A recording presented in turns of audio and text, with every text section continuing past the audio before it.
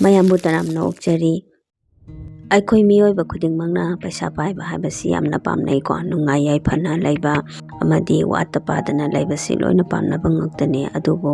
ꯃꯁꯤ ꯑꯣꯏꯅꯕꯒꯤꯗꯃꯛꯇ ꯍꯣꯠꯅꯕ ꯌꯥꯝꯅ ꯆꯪꯏ ꯋꯥꯈꯜ ꯊꯥꯗꯕ ꯆꯪꯏ ꯑꯃꯗꯤ ꯏꯃꯨꯡ ꯃꯅꯨꯡ ꯅꯨꯡꯁꯤ ꯆꯥꯟꯅꯅ ꯂꯩꯃꯤꯟꯅꯕ ꯌꯥꯝꯅ ꯃꯔꯨꯑꯣꯏ ꯄꯩꯁꯥ ꯈꯛꯇꯅ ꯌꯥꯔꯛꯇꯕ ꯃꯇꯝꯁꯨ ꯂꯥꯛꯏꯀꯣ ꯑꯗꯨꯅ ꯑꯩꯈꯣꯏꯅ ꯅꯨꯡꯁꯤꯅꯅ ꯂꯩꯒꯗꯕꯅꯤ ꯑꯗꯨꯒꯤ ꯃꯊꯛꯇ ꯄꯩꯁꯥ ꯄꯥꯏꯕ ꯃꯤ ꯑꯃ ꯑꯣꯏꯒꯦ ꯍꯥꯏꯔꯕꯗꯤ ꯏꯃꯨꯡ ꯃꯅꯨꯡ ꯍꯁꯕꯦꯟ ꯋꯥꯏꯐ ꯃꯔꯨꯑꯣꯏꯅꯀꯣ ꯌꯥꯝꯅ ꯋꯥꯈꯜ ꯃꯥꯟꯅꯒꯗꯕꯅꯤ ꯈꯟꯅ ꯇꯥꯟꯅꯔꯒ ꯊꯕꯛ ꯈꯨꯗꯤꯡꯃꯛ ꯇꯧꯃꯤꯟꯅꯒꯗꯕꯅꯤ ꯑꯗꯨꯒꯤ ꯃꯊꯛꯇ ꯑꯩꯈꯣꯏꯅ ꯄꯩꯁꯥꯁꯦ ꯇꯨꯡꯁꯤꯟꯒꯦ ꯍꯥꯏꯕ ꯇꯥꯔꯒꯗꯤꯀꯣ ꯏꯆꯥ ꯄꯤꯛꯂꯤꯉꯩꯗꯒꯤ ꯈꯟꯕꯤꯒꯗꯕꯅꯤ ꯑꯃꯗꯤ ꯂꯨꯍꯣꯡꯗ꯭ꯔꯤꯉꯩ ꯃꯃꯥꯡꯗꯒꯤ ꯈꯟꯕꯤꯒꯗꯕꯅꯤꯀꯣ ꯑꯩꯍꯥꯛꯅ ꯍꯥꯟꯅꯁꯨ ꯏꯆꯥꯁꯤꯡꯅ ꯄꯤꯛꯂꯤꯉꯩꯗꯒꯤ ꯃ꯭ꯌꯨꯆꯨꯋꯦꯜ ꯐꯟꯗ ꯄꯩꯁꯥ ꯏꯟꯚꯦꯁꯠ ꯇꯧꯕꯒꯤ ꯃꯔꯝꯗ ꯚꯤꯗꯤꯑꯣ ꯀꯌꯥ ꯑꯃ ꯁꯦꯝꯖꯈ꯭ꯔꯦꯀꯣ ꯃꯗꯨꯗ ꯐ꯭ꯔꯦꯟ ꯃꯌꯥꯝꯅꯁꯨ ꯑꯄꯥꯝꯕ ꯌꯥꯝꯅ ꯐꯣꯡꯗꯣꯛꯄꯤꯔꯛꯏ ꯉꯁꯤꯒꯤ ꯐꯟ ꯑꯁꯤꯁꯨ ꯌꯥꯝꯅ ꯐꯕ ꯐꯟ ꯑꯃꯅꯤ ꯃꯁꯤ ꯑꯩꯈꯣꯏꯅ ꯏꯆꯥꯁꯤ 18 ꯐꯥꯎꯕꯒꯤ ꯃꯅꯨꯡꯗ ꯄꯩꯁꯥ ꯏꯟꯚꯦꯁꯠ ꯇꯧꯒꯗꯕꯅꯤ ꯑꯗꯨꯒ ꯑꯗꯣꯝ ꯑꯦꯀꯥꯎꯟꯠ ꯍꯣꯜꯗꯔ ꯑꯣꯏꯕꯤꯔꯕ ꯑꯉꯥꯡꯗꯨꯒꯤ ꯃꯃꯥ ꯃꯄꯥ ꯀꯣ ꯐꯟ ꯑꯁꯤꯗ ꯑꯗꯣꯝꯅ ꯏꯟꯚꯦꯁꯠ ꯇꯧꯕꯤꯒꯦ ꯍꯥꯏꯕ ꯇꯥꯔꯒꯗꯤ SBI ꯕꯦꯡꯛꯗ ꯆꯠꯄꯤꯒꯗꯕꯅꯤ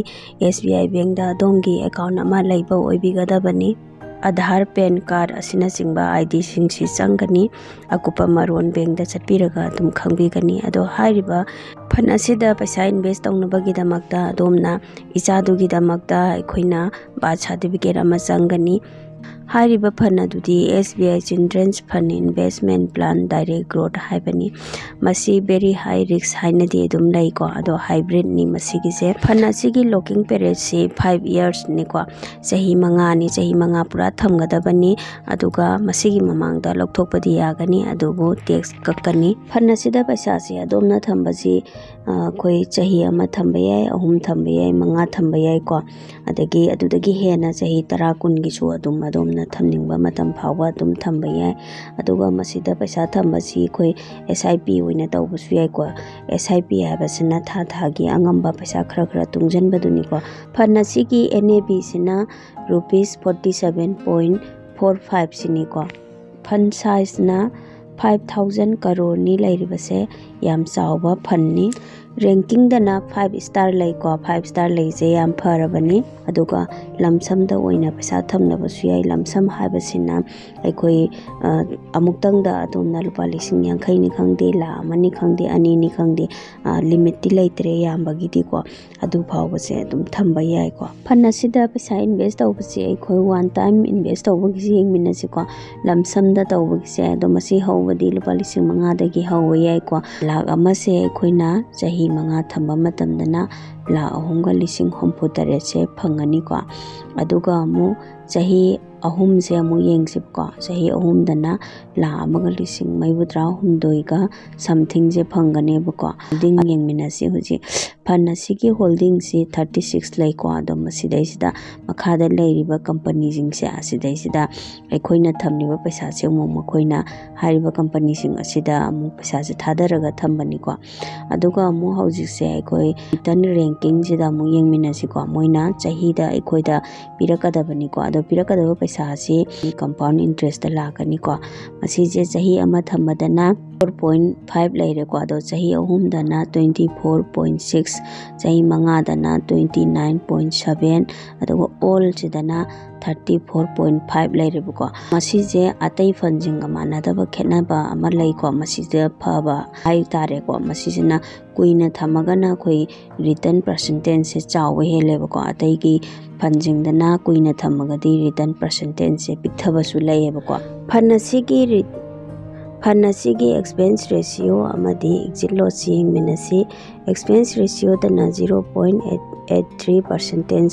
लैरे मसीदा GST इंक्लूसिव ओइरे अदुगा एग्जिट लॉस हारिबसिना अखोइना करिगुंबा लॉकिंग पीरियड से पूरा मपुंग फाना थमदबिदा को यौदबिदा पैसा लौथोकपा तारगदी कयाम कक्तगे हाबदुनी 3 years जे थंबा मतमदा अखोइना चही अमखक थमगा लौथोकपा तारगदी 3% कक्कनेबको अदुगा अमुक चही अनि की थंबा ओइरगना मदुदा अमु चही अमदा लौथोकपको अनि जे फादबिदा अदु ओइरगना 2% कक्कनी अदुगा चही अहुम की थंबा मतमदा चही अनि दा लौथोकपा तारगदी 1% कक्कनी ꯑꯩꯈꯣꯏꯅ ꯀꯔꯤꯒꯨꯝꯕ ꯆꯍꯤ ꯑꯃꯒꯤ ꯃꯅꯨꯡꯗ ꯄꯩꯁꯥꯁꯦ ꯂꯧꯊꯣꯛꯄ ꯇꯥꯔꯒꯗꯤ 20% ꯀꯛꯀꯅꯦꯕ ꯇꯦꯛꯁꯁꯦ, ꯑꯗꯨꯒ ꯑꯃꯨꯛ ꯆꯍꯤ ꯑꯃꯒꯤ ꯃꯇꯨꯡꯗ ꯂꯧꯊꯣꯛꯄ ꯇꯥꯔꯒꯅ ꯄꯩꯁꯥꯁꯦ ꯂꯨꯄꯥ ꯂꯥꯈ 1,25,000ꯁꯦ ꯁꯦꯟꯗꯣꯏꯗꯣ ꯌꯧꯕ ꯇꯥꯔꯒꯗꯤ ꯃꯗꯨꯒꯤ ꯁꯦꯟꯐꯝꯗꯨꯗꯗꯤ ꯀꯛꯑꯔꯣꯏ, ꯑꯗꯨꯗꯒꯤ ꯍꯦꯟꯈꯤꯕ ꯁꯦꯟꯗꯣꯏꯒꯤ ꯄꯩꯁꯥꯗꯣ ꯑꯗꯨꯗꯒꯤ ꯑꯩꯈꯣꯏꯗꯒꯤ 12.5%ꯁꯦ ꯃꯁꯤ ꯑꯩꯈꯣꯏꯗꯒꯤ ꯇꯦꯛꯁꯁꯦ ꯀꯛꯀꯅꯦꯕꯀꯣ꯫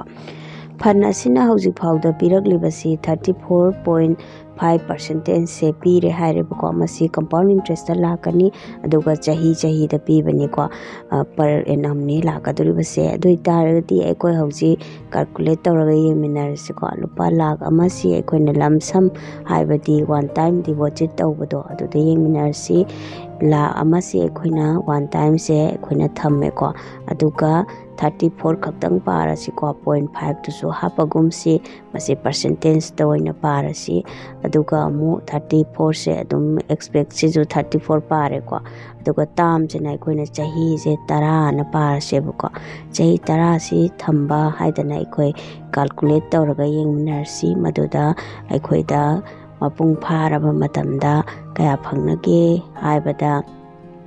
ꯂꯨꯄꯥ ꯂꯥꯈ 53,063,000ꯁꯦ ꯐꯪꯒꯅꯦꯕꯀꯣ꯫ ꯑꯗꯨꯒ ꯑꯩꯈꯣꯏꯅ ꯗꯤꯄꯣꯖꯤꯠ ꯇꯧꯕ ꯍꯥꯏꯕꯗꯤ ꯊꯝꯖꯤꯟꯕ ꯄꯩꯁꯥꯗꯤ ꯂꯨꯄꯥ ꯂꯥꯈ ꯑꯃꯈꯛꯇꯅꯦꯕꯀꯣ, ꯑꯗꯨꯒ ꯆꯍꯤ 10ꯗꯗꯤ ꯌꯥꯝ ꯆꯥꯎꯔꯕ ꯁꯦꯟꯐꯝ ꯑꯣꯏꯗꯣꯏꯅꯦꯕ꯫ ꯑꯗꯨꯒ ꯑꯃꯨꯛ ꯍꯥꯏꯔꯤꯕ ꯁꯦꯟꯐꯝꯁꯤ ꯑꯃꯨꯛ ꯆꯞ ꯃꯥꯟꯅꯅ ꯑꯩꯈꯣꯏꯅ ꯆꯍꯤ 10 ꯊꯝꯕ ꯇꯥꯔꯒꯗꯤ ꯃꯗꯨ ꯑꯃꯨꯛ ꯌꯦꯡꯁꯦꯕ꯫ ꯆꯍꯤ 10 ꯊꯝꯕ ꯇꯥꯔꯒꯗꯤ ꯂꯨꯄꯥ 1,03,00,000ꯒ ꯂꯨꯄꯥ 1,94,900ꯁꯝꯊꯤꯡꯁꯦ ꯐꯪꯒꯅꯤ ꯍꯥꯏꯔꯤꯕꯀꯣ꯫ ꯑꯗꯨ ꯑꯣꯏꯇꯥꯔꯒꯗꯤ ꯃꯁꯤꯗꯤ ꯑꯩꯈꯣꯏꯅ ꯀꯔꯤꯒꯨꯝꯕ ꯆꯍꯤ 10ꯁꯦ ꯍꯦꯛ ꯊꯝꯕ ꯉꯝꯃꯕ ꯂꯨꯄꯥ ꯂꯥꯈ ꯑꯃꯁꯦ, ꯀꯔꯤꯒꯨꯝꯕ ꯃꯣꯏꯅ 34%ꯁꯦ ꯄꯤꯕꯤꯔꯒꯗꯤ ꯑꯩꯈꯣই ꯀꯔꯣꯔꯄꯇꯤ ꯑꯣꯏꯕ ꯌꯥꯕꯒꯤ ꯆꯥꯟꯁꯁꯦ ꯂꯩꯀꯣ, ꯌꯥꯝ ꯐꯩ꯫